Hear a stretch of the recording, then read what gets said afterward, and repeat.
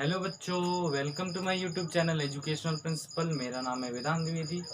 आज से हम लोग क्लास 10 फिजिक्स का बहुत ही इम्पोर्टेंट चैप्टर जो कि है हमारा लाइट रिफ्लेक्शन एंड रिफ्लेक्शन शुरू करने वाले हैं।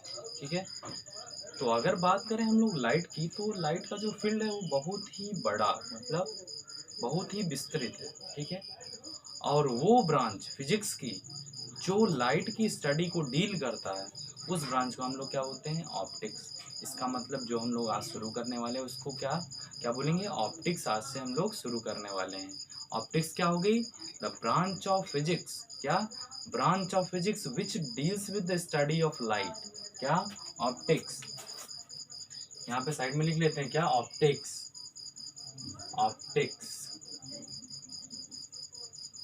Branch of physics, branch of physics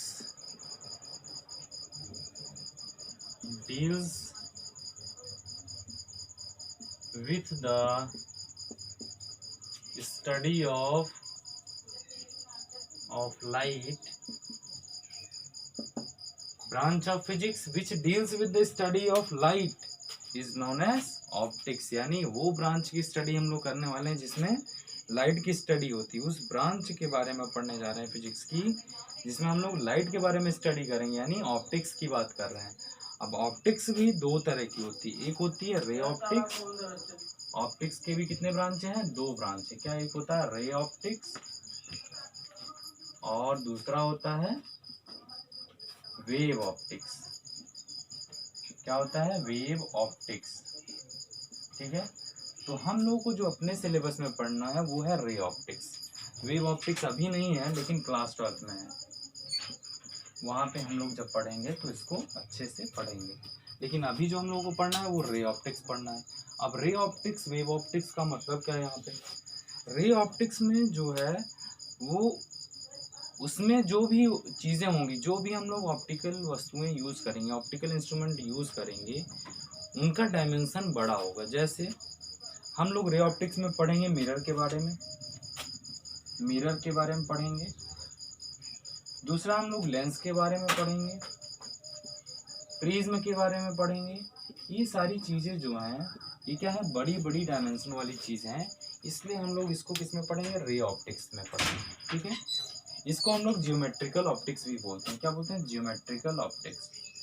geometrical optics भी बोलते हैं, जियोमेट्रिकल ऑप्टिक्स। अब वेव ऑप्टिक्स की बात करें तो वेव ऑप्टिक्स में हम लोग बहुत ही छोटे छोटे डायमेंशन वाली चीज़, जैसे स्लिट। स्लिट मतलब समझ रहे हो आप लोग? जैसे ये हमारे पास एक प्लेन है, ठीक है, इसमें एक ब्लेड लें, ब्लेड ब्लेड ब्लेड, समझ रहे हैं ना? ब्लेड, और उससे एक हल्का सा ऐसे स्क्रैच कर दें, ठीक है, तो इसको हम लोग बोलते हैं स्लिट। ठीक है, तो इसमें बहुत ही छोटी छोटी चीज़ों के डायमेंशन वाली चीज़ों के हम लोग स्टडी करते हैं, इसलिए इसको हम लोग क्या बोलते हैं? Wave optics. और क्योंकि इसमें हम लोग वेव नेचर ऑफ लाइट के बारे में स्टडी करते हैं, इसलिए भी इसको वेव ऑप्टिक्स बोलते हैं। ठीक है, तो रे ऑप्टिक्स में हम लोग क्या पढ़ेंगे? Mirror, lens, prism. बेसिकली हम लोगों को पढ़ना यही तीन चीज़ें हैं, लेंस, मिरर और प्रिज्म के बारे में।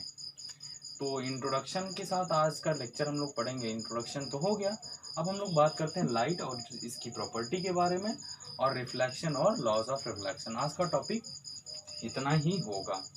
अब आप लोग इसको नोट करना चाहें तो नोट कर लें, नहीं तो फिर हम लोग आगे बढ़ते हैं।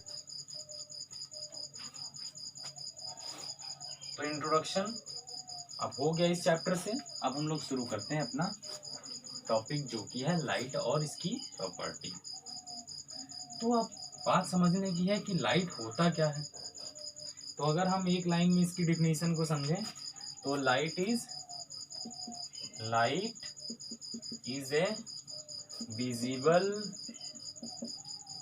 Visible radiation.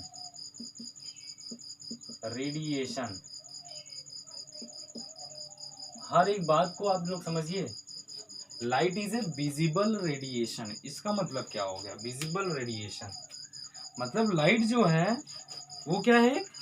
दिखाई देने वाली रेडिएशन है। इसका मतलब क्या हो गया कि हमारे आसपास जो है बहुत ढेर सारी रेज हैं। जैसे गामा रेज हैं, गामा रेज हैं, ठीक है। फिर उसके बाद क्या है, एक्स रेज है। फिर उसके बाद यूवी रेज है। इसके बाद इंफ्रारेड है, इंफ्रारेड। फिर उसके बाद माइक्रो, सिमिलरली और radius, radio waves, radio waves. इतनी ढेर सारी वेव्स हैं। लेकिन क्या कह रहा है, light is a visible radiation, यानी इसको, इन सभी रेस को अगर कंबाइन करें तो इन्हीं के कॉम्बिनेशन को क्या बोलते हैं, स्पेक्ट्रम बोलते हैं। क्या, स्पेक्ट्रम। और क्योंकि ये क्या है, सारी इलेक्ट्रोमैग्नेटिक वेव हैं, इसलिए इसको हम लोग क्या बोलते हैं, इलेक्ट्रोमैग्नेटिक, मैग्नेटिक स्पेक्ट्रम बोलते हैं इसको, इलेक्ट्रोमैग्नेटिक स्पेक्ट्रम बोलते हैं। क्या बोलते हैं, इलेक्ट्रोमैग्नेटिक स्पेक्ट्रम। अब लाइट की बात करें तो light is a visible radiation. सिर्फ क्या है इसका मतलब कि लाइट क्या है, विजिबल रेडिएशन, जो हमें दिखाई दे वो वाली रेडिएशन है। तो इसमें से अब हम कैसे पहचानेंगे इसमें कौन सी रेज विजिबल है, कौन सी नहीं है।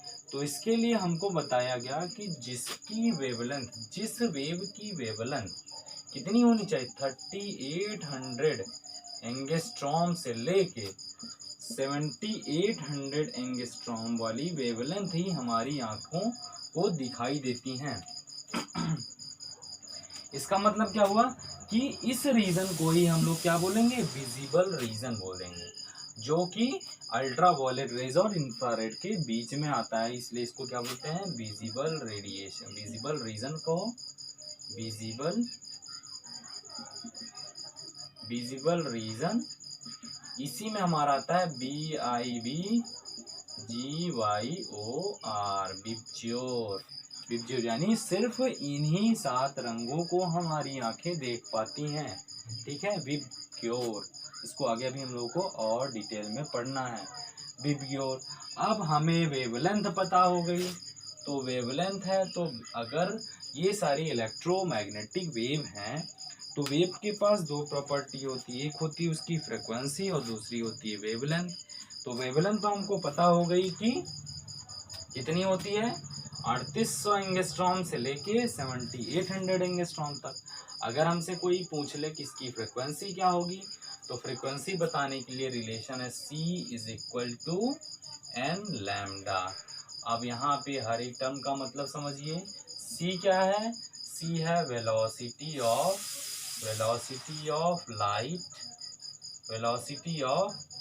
लाइट, जिसकी वैल्यू होती है 3 × 10⁸ मीटर पर सेकेंड, ठीक है। और n यहाँ पे क्या है, n है इसकी फ्रीक्वेंसी, n क्या है, फ्रीक्वेंसी, n क्या है, फ्रीक्वेंसी। और लैम्डा क्या है, वेवलेंथ, लैम्डा क्या है, वेवलेंथ। तो अब हम इस रिलेशन से आसानी से निकाल सकते हैं फ्रीक्वेंसी की वैल्यू और लैम्डा की वैल्यू, ठीक है। तो यहाँ पे अगर बात करें कि लैम्डा और n का रिलेशन कैसा है, तो अगर लैम्डा ज़्यादा होगा तो उसकी फ्रीक्वेंसी कम होगी। मतलब लैम्डा जो होगा वो फ्रीक्वेंसी के इनवर्सली प्रोपोर्शनल होगा। कैसे, देखिए अगर हम लोग लिखें C/n = लैम्डा, ठीक है। C क्या है, C वेलोसिटी ऑफ लाइट तो कांस्टेंट होती है ना, ठीक है, क्योंकि सारी रेज जो है वो वेलोसिटी ऑफ लाइट के स्पीड से ही चलती है, ठीक है। इसका मतलब हम लोग कह सकते हैं lambda is inversely proportional to 1/n, ठीक है। तो ये रिलेशन आप लोग याद रखिए, जिसका वेवलेंथ ज़्यादा होगा उसकी फ्रीक्वेंसी कम होगी, और जिसकी फ्रीक्वेंसी ज़्यादा होगी उसकी वेवलेंथ कम होगी, ठीक है। तो अगर इसकी फ्रीक्वेंसी वेवलेंथ कम है तो इसका मतलब क्या है कि अल्ट्रावायलेट रीजन का जो होगा उसकी फ्रीक्वेंसी ज़्यादा होगी। यानी हमें ये पता चला कि अगर हम लोग गामा रेस से रेडियो वेव की तरफ चलेंगे तो लैम्डा क्या करेगा, इंक्रीज करेगा। देखिए यहाँ पे 3800 एंगस्ट्रॉम था, यहाँ पे 7800 हो गया, 7800 एंगस्ट्रॉम। यानी गामा रेज की जो फ्रीक्वेंसी होगी वो सबसे स्मॉलेस्ट होगी और sorry sorry sorry sorry sorry gamma rays की जो फ्रीक्वेंसी होगी वो सबसे ज़्यादा होगी और वेवलेंथ सबसे कम होगा। गामा रेज की फ्रीक्वेंसी सबसे ज़्यादा होगी और वेवलेंथ सबसे छोटी होगी।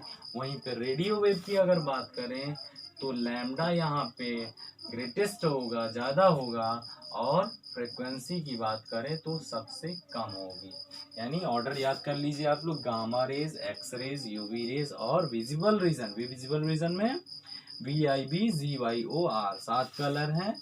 तो इस तरह से आप लोग यहाँ पे भी, ये क्वेश्चन कई बार बोर्ड में भी पूछा जाता है कि फ्रीक्वेंसी किसकी सबसे ज़्यादा होती है, वेवलेंथ किसकी ज़्यादा होती है। तो आपको पता यहाँ से चल गया कि जो वॉयलेट कलर होगा उसकी फ्रीक्वेंसी ज़्यादा होगी और रेड कलर की फ्रीक्वेंसी कम होगी।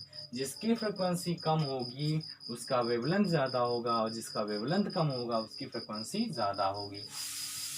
आई बात समझ में? अब हम लोग लाइट से इंट्रोडक्शन हो गया, अब हम लोग बात करते हैं किसकी, इसकी प्रॉपर्टीज की बात करते हैं। ठीक है, आप लोग इसको नोट करना चाहे तो नोट कर लीजिए और आगे बढ़ते हैं। 1 2 3। ठीक है, सारी बातें समझ में आ गई। अब हम लोग लाइट की कुछ प्रॉपर्टीज को पढ़ते हैं।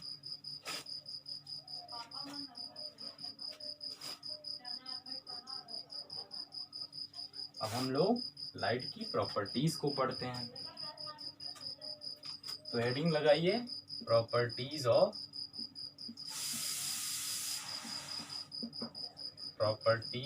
लाइट। ठीक है, या तो कैरेक्टरिस्टिक्स ऑफ लाइट। अगर बात करें पहली लाइट की कैरेक्टरिस्टिक्स या प्रॉपर्टी, तो ये है क्या, light always travel in a straight line. यानी लाइट जो है वो हमेशा एक स्ट्रेट लाइन में ही चलती है। पहला पॉइंट नोट कर लीजिए, light always travel in a straight line. Point number 2 क्या है, लाइट इज एन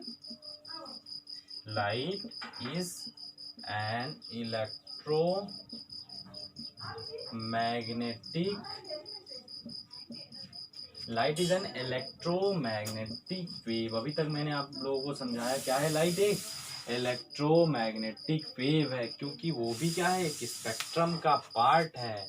ठीक है, अगर लाइट को डिफाइन, अभी तक मैंने आपको एक ही डिफिनेशन बताया, light is a visible radiation.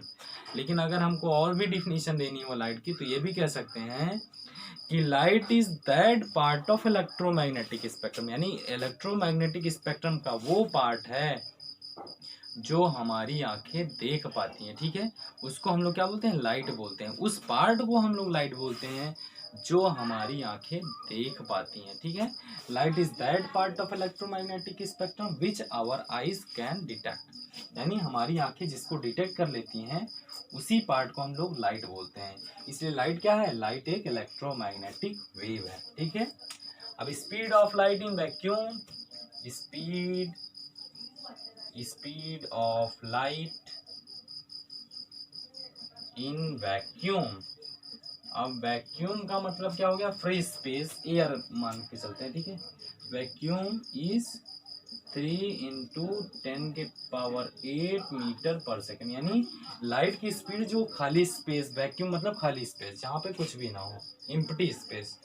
तो speed of light in vacuum कितना होता है, 3 × 10⁸ मीटर पर सेकेंड। ठीक है, और लाइट की प्रॉपर्टी क्या होती है, light has dual nature. Light has dual nature. अब डुअल नेचर का मतलब क्या हो गया, dual nature, light has dual nature. Dual nature का मतलब क्या हो गया, डुअल नेचर का मतलब है कि लाइट के पास दो नेचर हैं। पहला नेचर है पार्टिकल नेचर, दूसरा वेव नेचर। ठीक है, वेव नेचर। तो कुछ लाइट के ऐसे फिनोमेनाज हैं जो कि पार्टिकल नेचर से एक्सप्लेन होते हैं, लेकिन कुछ ऐसे भी फिनोमेनाज हैं लाइट के जो कि वेव नेचर से एक्सप्लेन होते हैं। अब कौन कौन से ऐसे फिनोमेनाज हैं? अगर हम वेव नेचर की बात करें तो वेव नेचर में आता है पहला interference, interference of light, interference of light, ठीक है, जो कि हमको आगे क्लास 12 में पढ़ना पड़ेगा, ठीक है। Interference of light, diffraction of light, diffraction of light, diffraction of light और polarisation of light, polarisation of light, polarisation of, ये तीनों ही चीजें हम लोगों को क्लास 12 में पढ़ना पड़ेगा, ठीक है। अगर पार्टिकल नेचर की बात करें तो photo electric effect, photo electric effect और क्रॉम्पटन इफेक्ट, क्रॉम्पटन इफेक्ट, ये दोनों इफेक्ट पार्टिकल नेचर से ही प्रूफ हो सकते हैं, लाइट के पार्टिकल नेचर से ही प्रूफ हो सकते हैं। यानी लाइट के पास दो नेचर हैं, कैसे? एक पार्टिकल नेचर और एक वेव नेचर। लेकिन कुछ ऐसे भी फेनोमेनाज हैं जो कि पार्टिकल और वेव नेचर दोनों से ही प्रूव हो जाते हैं, जो कि है रिफ्लेक्शन ऑफ लाइट और रिफ्रैक्शन ऑफ लाइट। ये क्या है? पार्टिकल नेचर और वेव नेचर दोनों से ही हम लोग प्रूव कर लेंगे, ठीक है। लेकिन हमें अभी ये चीज़ दिखाना नहीं है और आगे हम लोग पढ़ेंगे, ठीक है। आगे हम लोगों को सिर्फ रिफ्लेक्शन और रिफ्रैक्शन फेनोमेना ही हमारे सिलेबस में है, और लास्ट में हम लोगों को कुछ पढ़ना है ऑप्टिकल इंस्ट्रूमेंट, जो कि माइक्रोस्कोप, टेलीस्कोप, ये सब पढ़ना है। तो आप सब लोग ये कॉपी में अपने नोट्स कर लीजिए, फिर उसके बाद हम लोग आगे बढ़ते हैं। नोट कर लीजिए, तो इरेज कर दें इसको, 1 2 3, ठीक है, नोट हो गया। अब हम लोग समझते हैं, लाइट तो पढ़ लिए, लेकिन अब ये नहीं समझ में आ रहा है कि ये लाइट कैसे ट्रेवल करके आती है, और जिससे ट्रेवल करती है उसको क्या बोलते हैं, ठीक है। तो जिस पाथ से लाइट ट्रेवल होके आती है, यानी path of light, path of light को हम लोग क्या बोलते हैं? रे बोलते हैं। क्या बोलते हैं? रे। Path of light is called रे।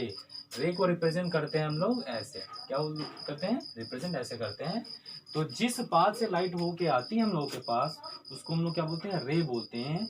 और जब यही रेस कई नंबर्स ऑफ रेस हो जाए, कलेक्शन हो जाए नंबर्स ऑफ रेस का, यानी numbers, collection of numbers of रे, collection of numbers of rays is called beam। इसको क्या बोलते हैं? बीम बोलते हैं। इसका मतलब क्या हो गया कि अगर एक ही लाइन हो, एक ही रे हो, तो इसको हम लोग रे बोलेंगे। लेकिन जब कई रेस का कलेक्शन हो जाए तो ऐसी रेस को हम लोग क्या बोलेंगे? इन सभी कलेक्शन को हम लोग क्या बोलेंगे? बीम बोलेंगे। क्या बोलेंगे? बीम बोलेंगे। रेस के कलेक्शन को हम लोग क्या बोलेंगे? बीम। अब बीम भी 3 तरीके की होती है। कौन कौन सी? पहला होता है पैरेलल बीम, यहाँ पे हम लोग नोट कर लेते हैं। क्या? Parallel beam, parallel beam. अब पैरेलल बीम क्या होता है? अगर सभी रेस एक दूसरे से बराबर की दूरी, यानी एक दूसरे के पैरेलल हो, ठीक है, तो ऐसी बीम को हम लोग क्या बोलते हैं? Parallel beam. यानी यहाँ पे क्या है? ये एक पैरेलल बीम है, ठीक है। और दूसरी बीम कैसी होती है? दूसरी बीम होती है कन्वर्जिंग बीम। क्या होती है? Converging, converging beam, converging beam. Converging beam का मतलब एक पॉइंट पे, एक ही बिंदु पे मिल जाए ऐसी बीम को। अगर कई ढेर सारी रेस कई सोर्सेस से आ रही हैं, वो आके किसी एक पॉइंट पे मीट कर जाए, तो ऐसी बीम को हम लोग क्या बोलेंगे? कन्वर्जिंग बीम बोलेंगे, ठीक है। बात सही समझ में आ रही होगी। कन्वर्ज मतलब एक जगह इकट्ठा होना, तो ऐसी बीम को हम लोग क्या बोलेंगे, कन्वर्जिंग बीम बोलेंगे। और तीसरी होती है डाइवर्जिंग बीम। डाइवर्जिंग बीम क्या होता है कि अगर किसी एक सोर्स से डाइवर्जिंग बीम, ठीक है, डाइवर्जिंग बीम क्या है, अगर एक सोर्स से होके लाइट चारों तरफ फैल जाए, मतलब ये रेज जो हैं आपस में दोबारा एक जगह कहीं मीट ना करें, तो ऐसी बीम को हम लोग क्या बोलते हैं, डाइवर्जिंग बीम बोलेंगे। एक दूसरे से फैल जाती है, मतलब कि एक पॉइंट से निकली लेकिन वो कहीं भी एक दूसरे से मीट नहीं करेंगी, ऐसी बीम को हम लोग क्या बोलते हैं, डाइवर्जिंग बीम बोलते हैं। ठीक है, आप सब लोग इस पॉइंट को नोट कर लें, फिर उसके बाद आगे बढ़ते हैं, रिफ्लेक्शन ऑफ लाइट को पढ़ते हैं। नोट कर लीजिए 1 2 3। ठीक है, अब हम लोग अपने सिलेबस यानी इम्पोर्टेंट टॉपिक से, अब अभी तक तो इंट्रोडक्शन था, ये सब चीज़ें समझने के लिए थी सिर्फ। ठीक है, तो अब आपके बोर्ड पॉइंट ऑफ व्यू से और बाकी जो भी आप प्रिपरेशन कर रहे हैं उस पॉइंट से भी इम्पोर्टेंट टॉपिक शुरू होने वाला है। क्या है, पहले हम लोग पहला फिनोमेना पढ़ते हैं, रिफ्लेक्शन ऑफ लाइट। अब रिफ्लेक्शन ऑफ लाइट हम लोग शुरू करते हैं, रिफ्लेक्शन ऑफ लाइट। ठीक है, रिफ्लेक्शन का मतलब क्या होता है, मान लेते हैं हम लोग कि हम लोगों ने एक बॉल लिया, बॉल, ठीक है, बॉल, और उसको हमने किसी वॉल पे फेंका, वो जाके वॉल से टकराई और हमारे पास वापस आ गई। इसका मतलब क्या हो गया, वो दीवार से टकराने के बाद रिफ्लेक्ट हो गई। ठीक है, वही फेनोमेना पढ़ना है हम लोगों को लाइट के साथ। क्या कि लाइट रे जो है वो किसी एक सरफेस से स्ट्राइक करेगी और रिफ्लेक्ट होके, मतलब सरफेस से स्ट्राइक करेगी और वापस चली जाएगी। इस फेनोमेना को हम लोग क्या बोलेंगे, रिफ्लेक्शन ऑफ लाइट। जब लाइट आके किसी सरफेस पे इंसिडेंट हो और उस सरफेस से टकरा के वापस चली जाए, तो ऐसे फिनोमेना को हम लोग क्या बोलते हैं, रिफ्लेक्शन ऑफ लाइट बोलते हैं। क्या बोलते हैं, रिफ्लेक्शन ऑफ लाइट। तो कुछ ऐसे ऑब्जेक्ट होते हैं जो कि बहुत ही अच्छा रिफ्लेक्शन करते हैं, जैसे हमारा मिरर हो गया, मतलब इफिशिएंसी उनकी अच्छी होती है। इफिशिएंसी का मतलब कि ज़्यादा से ज़्यादा लाइट जो इंसिडेंट हो रही है उस पर, उसको रिफ्लेक्ट कर पाते हैं। तो ऐसे सरफेस को ऐसे रिफ्लेक्शन को हम लोग क्या बोलते हैं, प्योर रिफ्लेक्शन बोलते हैं, प्योर रिफ्लेक्शन। और कुछ ऐसे ऑब्जेक्ट होते हैं जो लाइट इंसिडेंट होती है लेकिन पूरी रिफ्लेक्ट नहीं हो पाती, कुछ लाइट एब्जॉर्ब हो जाती है, तो ऐसे रिफ्लेक्शन को हम लोग क्या बोलते हैं, रफ रिफ्लेक्शन बोलते हैं। तो अब हम लोग इसमें, अब अगला टॉपिक होगा हमारा लॉज ऑफ रिफ्लेक्शन, जो कि बहुत ही इंपॉर्टेंट है। ठीक है, लॉज ऑफ रिफ्लेक्शन से हम लोग पहले कुछ हम लोग समझ लेते हैं, कुछ टर्म उसमें। ठीक है, तो कुछ टर्म में क्या क्या है, मान लेते हैं हमारे पास ये एक प्लेन सरफेस है, प्लेन पॉलिश्ड सरफेस, यानी ये हमारे पास क्या है, एक मिरर है, प्लेन मिरर है। क्या है, प्लेन मिरर। इसके जो नीचे साइड है ये नीचे साइड जो है इसको हम लोग क्या बोलते हैं, पॉलिश्ड सरफेस, पॉलिश्ड सरफेस बोलते हैं इसको। क्या बोलते हैं, पॉलिश्ड सरफेस। और ये पार्ट क्या होता है इसका, रिफ्लेक्टिंग सरफेस, रिफ्लेक्टिंग सरफेस होता है ये पॉलिश्ड सरफेस हो गया, ये रिफ्लेक्टिंग सरफेस हो गया।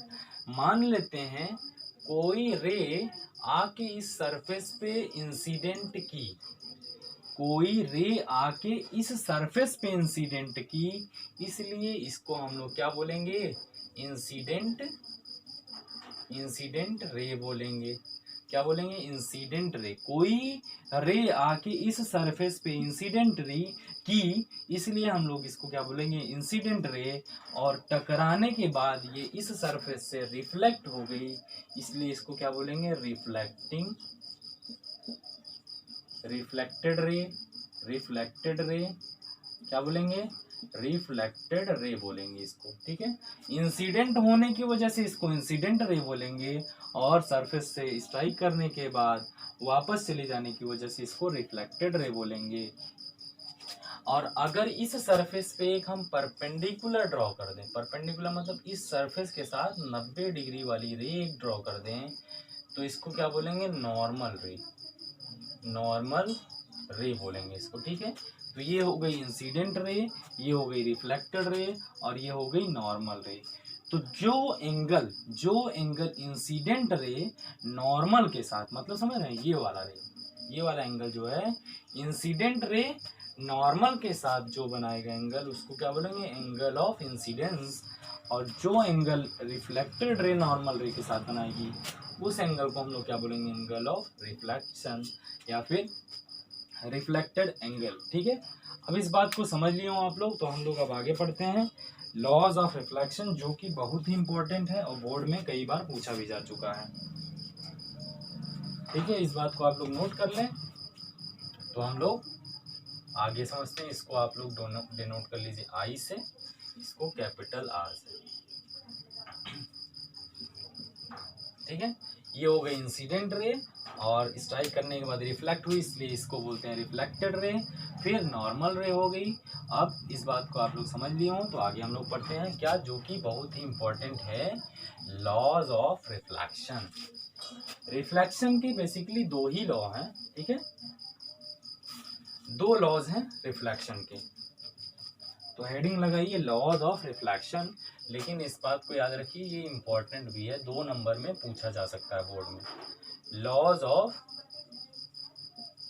Of reflection, laws of reflection. तो लॉज ऑफ रिफ्लेक्शन में पहला लॉ क्या कहता है, फर्स्ट लॉ ये है कि जो angle of incidence, angle of incidence is always equal to reflected angle, reflected angle के बराबर होगा। मतलब angle I is always equal to angle R. समझ में आई बात? इस बात को हम लोग डायग्राम से भी समझ लेते हैं। मतलब अगर ये हमारा प्लेन सरफेस, पॉलिश्ड सरफेस है, तो जो इंसिडेंट रे इस पे इंसिडेंट की, मतलब आई, और ये रिफ्लेक्टेड रे रिफ्लेक्ट हुई, और ये नॉर्मल हो गया, ठीक है, 90 डिग्री, तो ये नॉर्मल हो गया, ठीक है। तो ये जो एंगल ऑफ इंसिडेंस, जो एंगल इंसिडेंट रे नॉर्मल के साथ बना रही है एंगल ऑफ इंसिडेंस, और जो रिफ्लेक्टेड एंगल बना रही है नॉर्मल के साथ रिफ्लेक्टेड रे, तो उसको एंगल ऑफ आर। इसका मतलब ये दोनों एंगल एक दूसरे के बराबर होंगे, ये पहला लॉ कहता है। अगर दूसरे लॉ की बात करें, तो दूसरा लॉ कहता है कि इंसिडेंट रे, क्या, इंसिडेंट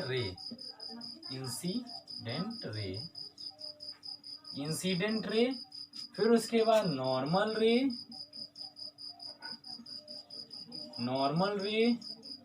और reflected ray,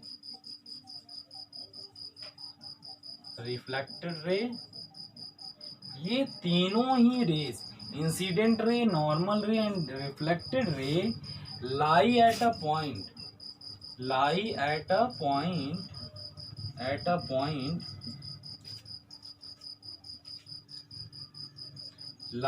point in a same plane, ठीक है। यानी इंसिडेंट रे, नॉर्मल रे और रिफ्लेक्टेड रे तीनों ही एक ही पॉइंट पे मिलेंगी। इस पॉइंट को हम लोग क्या बोलते हैं, पॉइंट ऑफ इंसिडेंस। क्या बोलते हैं, पॉइंट ऑफ इंसिडेंस बोलते हैं। तीनों ही रे किसी एक पॉइंट पे मीट करेंगी, इसलिए इसको क्या बोलेंगे, पॉइंट ऑफ इंसिडेंस। और तीनों ही रेज एक ही प्लेन में होंगी। एक ही प्लेन में होने का मतलब क्या हो गया, मान लेते हैं हमारा ये 2D सरफेस है, 2D सरफेस है, ठीक है। एक इसको y एक्सिस मान लेते हैं, इसको x एक्सिस मान लेते हैं। तो ये जो प्लेन है हमारा वो पूरा एक्स एक्सिस में है, ऐसा परपेंडिकुलर, यानी इस बोर्ड के परपेंडिकुलर हमारा क्या है, ये प्लेन सरफेस है। ठीक है, प्लेन सरफेस है, प्लेन सरफेस है। ठीक है, सपोज कर लीजिए कि इस बोर्ड पे एक ऐसे प्लेन सीट रखी हुई है, प्लेन सीट रखी हुई है, और ये जो इंसिडेंट रे है वो कुछ इस तरह से इस पे परपेंडिकुलर पड़ रही है। कैसी परपेंडिकुलर है, और ये आके इस सरफेस से स्ट्राइक की और रिफ्लेक्ट हो गई, रिफ्लेक्ट हुई और ये नॉर्मल इस पे ड्रॉ कर दी। यानी ये जो इंसिडेंट, नॉर्मल और रिफ्लेक्टेड रे है, तीनों ही एक ही पॉइंट पे हैं, एक ही प्लेन में है और एक ही पॉइंट पे मीट कर रही हैं। ये हमारा सेकेंड लॉ कहता है। ठीक है, इस लॉ को नोट कर लीजिए, फिर हम लोग ये क्वेश्चन कर लेते हैं। नोट कर लिए? ठीक है, इरेज करते हैं।